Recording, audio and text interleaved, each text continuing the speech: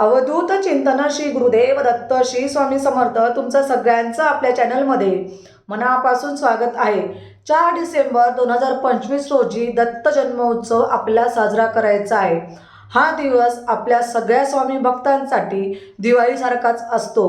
तर त्या दिवशी जन्मोत्सव म्हणजे दत्तात्रयांच्या जन्म उत्सवाच्या दिवशी आपल्याला सेवा कोणत्या करायची, महाराजांची पूजा कशी करावी आणि सेवा कोणत्या करायच्या आजच्या व्हिडिओमध्ये आपण बघणार आहोत। सकाळी 4 डिसेंबरला आपण सकाळी लवकर उठून आंघोळ करून त्या दिवशी आपल्याला महाराजांचा जर तुमच्याकडे फोटो असेल किंवा मूर्ती असेल तर अभिषेक कसा करावा तर आजच्या व्हिडिओमध्ये आपण जाणून घेऊया। त्या दिवशी दत्त जन्मोत्सव आणि त्यातल्या त्यात गुरुवार पण आहे, मार्गशीर्षचा महिना, पौर्णिमा, सगळ्या सेवा आपल्याला कशा करायच्या तर तुम्हाला याचा इन डिटेल व्हिडिओ नंतर नक्कीच बघायला भेटेल। पण आज फक्त आपण त्या दत्त जयंतीच्या दिवशी आपण सेवा कोणत्या करणार आहोत आणि दत्त जयंती जन्मोत्सव कसा साजरा करणार आहोत ते बघणार आहोत। त्या दिवशी तुम्ही सकाळी उठल्यानंतर आंघोळ वगैरे झाल्यानंतर देवपूजा करायची। देवपूजा वगैरे तुमची झाली, तुमच्याजवळ महाराजांचा फोटो असेल तर महाराजांच्या फोटोला स्वच्छ पुसून हिना अत्तर लावून अष्टगंधक लावून मस्तपैकी हार वगैरे पिवळे फुलं अर्पण आपल्याला करायचे आहेत। फळं फुलं अर्पण केल्यानंतर महाराजांच्या फोटोसमोर आपल्याला बसून, कारण की फोटोवरती आपल्याला अभिषेक करता येत नाही म्हणून फोटोच्या महाराजांच्या समोर बसून तुम्हाला एकदा श्री सूक्त 16 वेळेस पुरुष सूक्त आणि एकदा पवमान सूक्त आपल्याला म्हणायचं आहे। ही सेवा आपल्याला फोटो समोर बसून करायची आहे। तुमच्याजवळ फोटोही असेल, महाराजांची मूर्तीही असेल तर फोटोला स्वच्छ पुसून महाराजांचा फोटो ठेवून द्यायचा आहे, विराजमान करायचा आहे। त्याच्यानंतर मूर्तीवरती आपल्याला अभिषेक करायचा आहे।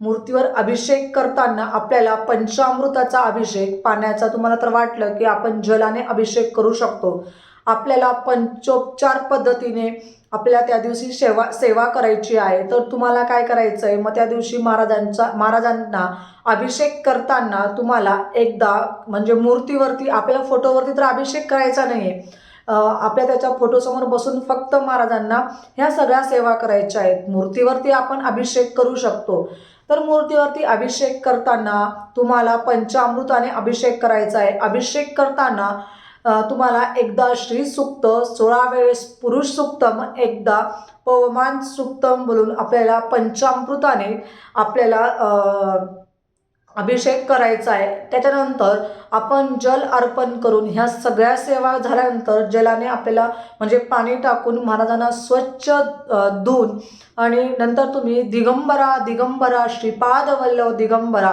श्री स्वामी समर्थ श्री स्वामी समर्थ श्री स्वामी समर्थ या तुम्ही असं म्हणून किंवा हा मंत्र बोलूनही तुम्ही अभिषेक करू शकतात। त्याच्यानंतर महाराजांच्या मूर्तीला पुसून विराजमान करून फुलं अर्पण करून आपल्याला हे 12 वाजेपर्यंत ह्या सगळ्या गोष्टी करून घ्यायच्या आहेत। 12:15 वाजता तुम्हाला महाराजांचा म्हणजे गुरुचरित्रातील आपल्याला चौथा अध्याय म्हणजे आपल्याला चौथा अध्याय वाचायचा आहे। त्या दिवशी तुम्ही तो अध्याय 12 वाजेपासून तर 12:15 वाजेपर्यंत पासून किंवा मग 12:15 वाजताही तुम्ही वाचायला बसले तरीही चालणार आहे।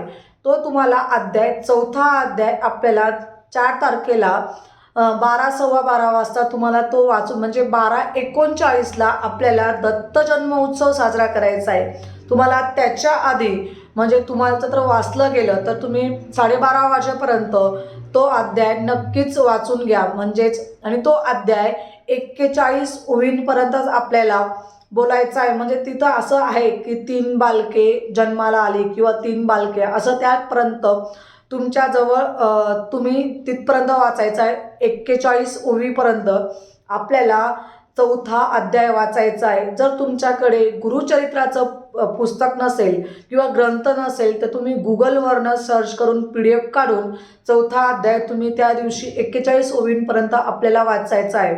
त्याच्यानंतर 41 ओळीपर्यंत आपल्याला वाचलं गेलं तर पुस्तक म्हणजे ग्रंथ आपल्याला झाकून द्यायचा आहे आणि नंतर 12:39ला तुम्हाला महाराजांची आरती करायची आहे।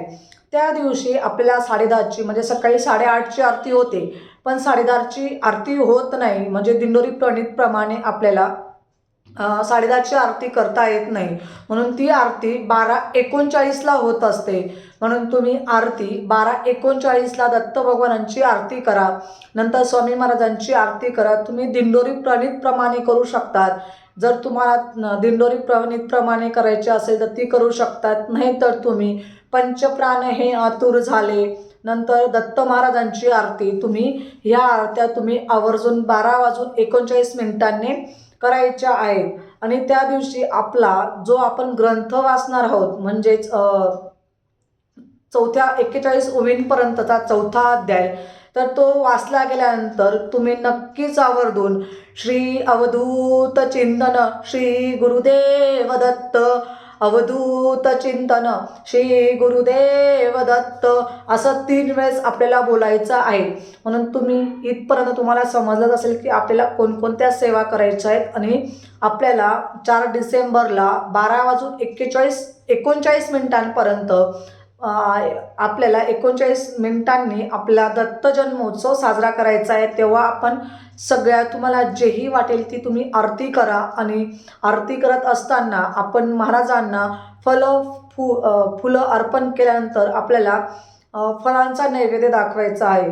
त्याच्यानंतर तुम्हाला मग त्या दिवशी सेवा कोणती करायची, तर तुमच्याकडे स्वामी चरित्रसारामृत हा ग्रंथ जर आहे, सगळ्या स्वामी भक्तांकडे स्वामी चरित्रसारामृत हा ग्रंथ असतोच, तर तुम्ही त्या दिवशी त्याचा एक पाठ एका बैठकीत आपल्याला पूर्ण वाचायचा आहे.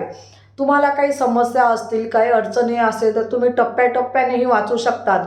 पण काही अडचणी नसतील तर तुम्ही स्वामी चरित्रसारामृत ह्या ग्रंथाचं एक पाठ आवर्जून तुम्हाला त्या दिवशी वाचन करायचं आहे.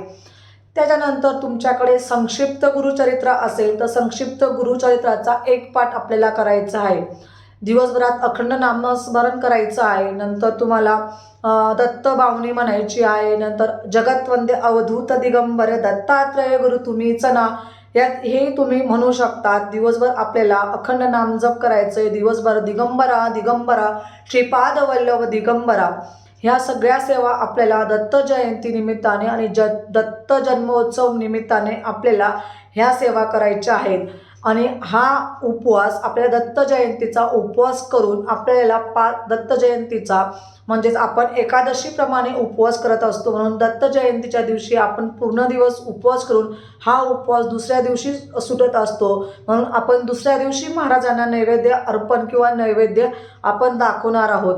म्हणून तुम्ही 10:30च्या आरतीला महाराजांना नैवेद्य आपण अर्पण करणार आहोत. त्याचा व्हिडिओही तुम्हाला लवकर येईलच. म्हटल्यावरती तुम्हाला दत्त जयंती निमित्ताने तुम्हाला सेवा कोणत्या कराव्यात समजलंच असेल. साधी सोपी पूजा आणि आपण आपल्या मनाने आणि आपण किती मनोभावनेने पूजा करतो हे फार महत्त्वाचं असतं. म्हणून दत्त जयंती निमित्ताने तुम्ही अशा प्रकारे साधी सोप्या इच्छेने तुमच्या इच्छेप्रमाणे सगळ्या सेवा तुम्ही करू शकतात आणि महाराजांचा जन्मोत्सव साजरा करू शकतात. म्हणून ह्या सगळ्या सेवा तुम्ही आवर्जून जर घरी करणार असणार तर घरी करा. दत्त जयंती निमित्ताने जर तुम्ही केंद्रात करणार असणार तर केंद्रात करा. पण आवर्जून सांगते, तुमच्याकडे जर फोटो असेल किंवा मूर्ती जर असेल तर तुम्ही घरीही महाराजांची सेवा आवर्जून करा. म्हणून सांगते की तुम्ही घरी करा आणि केंद्रातही जा, केंद्रात जाऊन दर्शन घ्या. सगळ्या गोष्टी तुम्ही त्या दिवशी आपण माहिती मार्गशीर्षचा गुरुवार आहे, नंतर पौर्णिमा आहे आणि त्या दिवशी आपल्याला बऱ्याच सेवा करायच्या आहेत. महाराजांची सेवा करून आपल्याला त्या दिवशी दत्त जयंतीचा जन्मोत्सव साजरा करायचा आहे. आजची सेवा महाराजांच्या चरणी रुजू करते आणि आजचा व्हिडिओ इथंच संपवते. व्हिडिओ आवडला असेल तर लाईक, शेअर आणि सबस्क्राईब करायला अजिबात विसरू नका. परत भेटूया अशा सुंदर व्हिडिओसोबत. तोपर्यंत सर्वांना श्री स्वामी समर्थ. धन्यवाद.